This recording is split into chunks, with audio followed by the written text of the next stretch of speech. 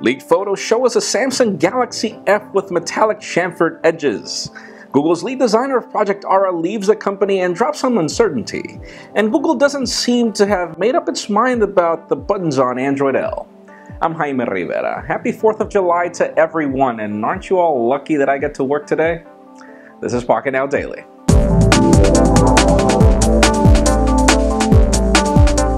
Believe it or not, 4th of July, and there are official news today as the HTC One M8 just got dual SIM treatment. You remember the HTC One received that same treatment months after it was launched in a very interesting way. You could remove the back end. In a similar way, you can do that with the M8 right now, but I guess the biggest problem and the reason why it's only being launched in certain countries like Germany is because it costs 800 euros.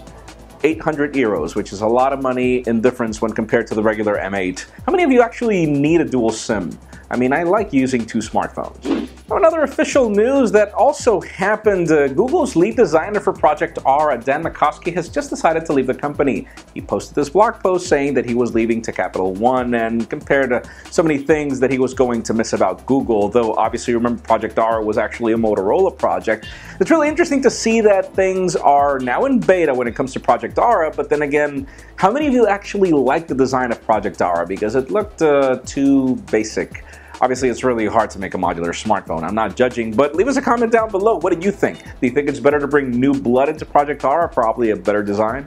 And speaking of design issues, probably one of the most conflicting features of Android L that some people either like or really don't like is the soft key buttons.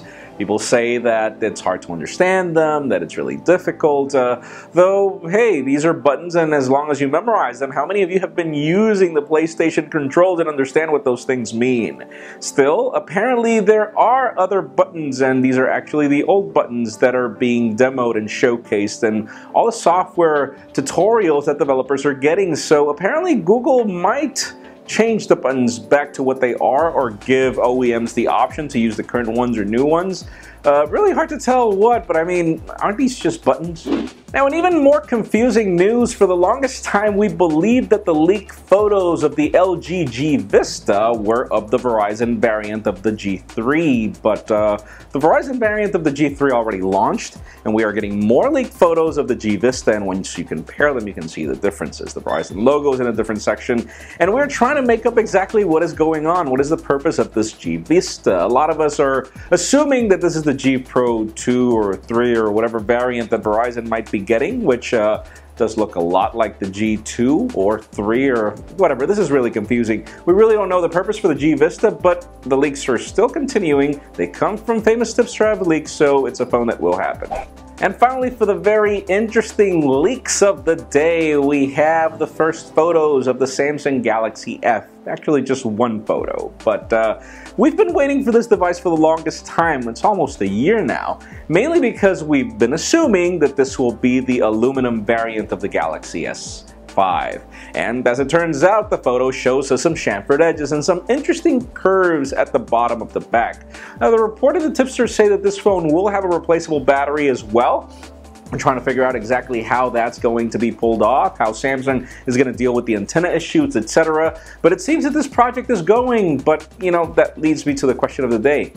Notice the photos and notice that this thing has chamfered edges. What is the point of chamfered edges? Do you like chamfered edges on your phone or not? Because in my case, they look great once you pull the phone out of the box, but once you drop that thing, they look terrible.